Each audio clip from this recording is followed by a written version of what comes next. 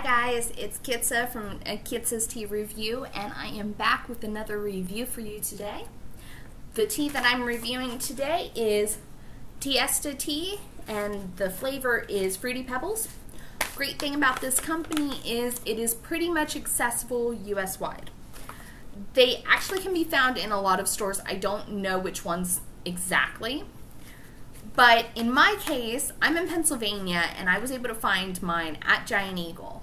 The price point, this is 1.6 ounces and it makes between 15 and 38 ounce cups. The price point that I paid for it was $4.99.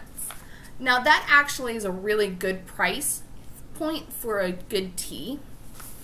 And the fact that this one is easy accessible and loose leaf is a very big plus. Most store-bought teas, you get them in the bags.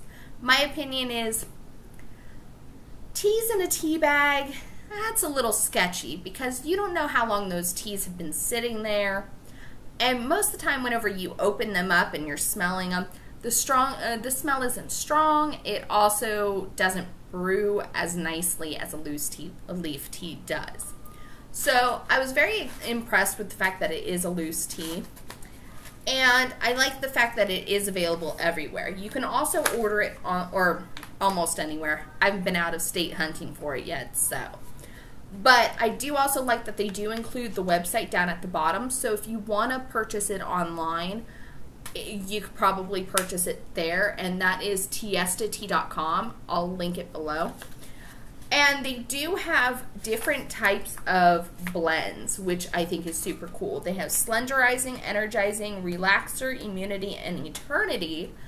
And I haven't tried them all yet. I only have the Fruity Pebbles from their Slenderizer line, and I have one from their Energizer line, which I'm going to do a review on it at a later date.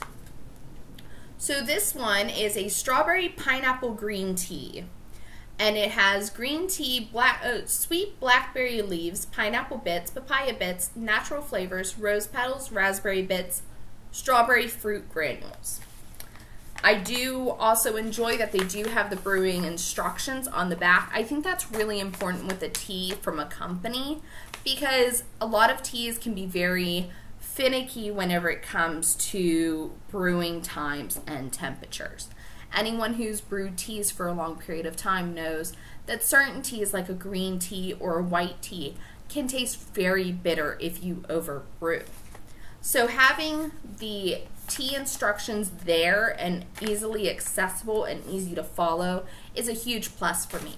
And in this case, since this is a green tea blend, the brewing instructions says green tea 175 degrees for 1 to 3 minutes. And it does list how to brew your hot teas, and then it does have instructions for cold tea. So I really do enjoy that. Now as for the tea itself, let's pour some. I just brewed this not too long ago, about 4 minutes, so it's still pretty hot.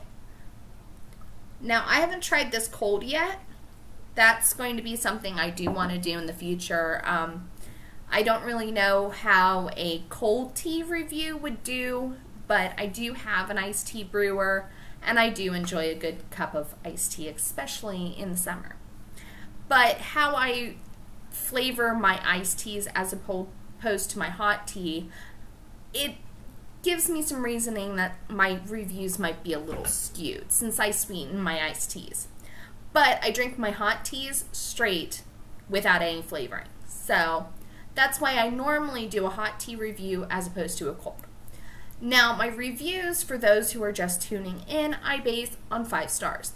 I also base on 5 categories. I base on the color, how the smell is in the package versus how it tastes, how it smells in the tea.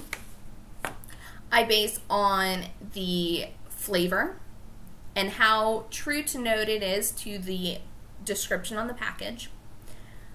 And I also brew on, I base on if it is rebrewable. So some teas you can actually get 2 brewings out of, and any additional extras, miscellaneous category. in this case, the fact that they do have brewing instructions easily accessible gives it a nice step. So whenever you look at the color of the tea, which might be a little hard, so the color of the tea is a very nice color that you would expect from a green tea. It has a nice yellowish green tone. Don't mind the floating leaves in it because the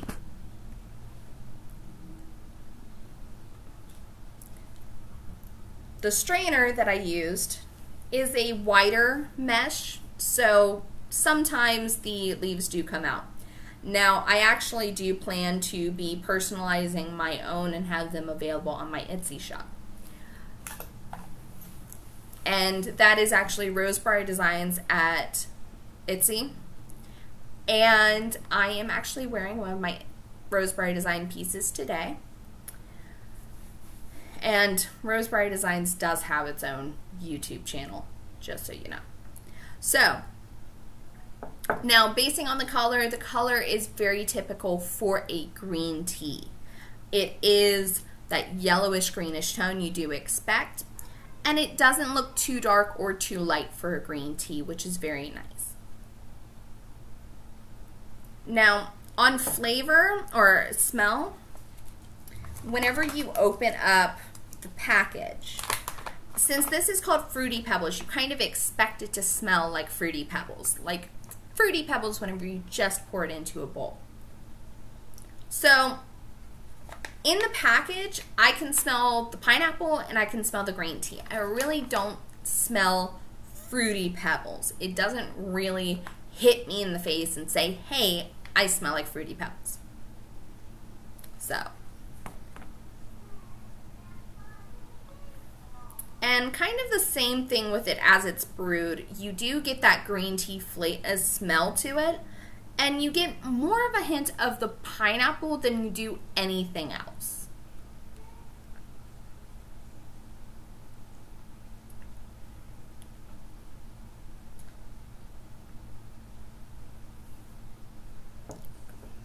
Now, on flavor,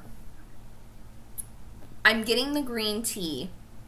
And because I brewed it according to instructions, my green tea is not bitter. Sometimes, if you have a bitter cup of green tea, that's normally a hint that you overbrewed it or burned the leaves. So either your water was too hot or you overbrewed it. Now, as I'm drinking it, I'm really not getting that hit of, I taste like Fruity Pebbles. I am getting a hint of pineapple, but really not a very strong tone as, like I'm not really tasting the other notes that are supposed to be in the tea. I'm not tasting the other fruits.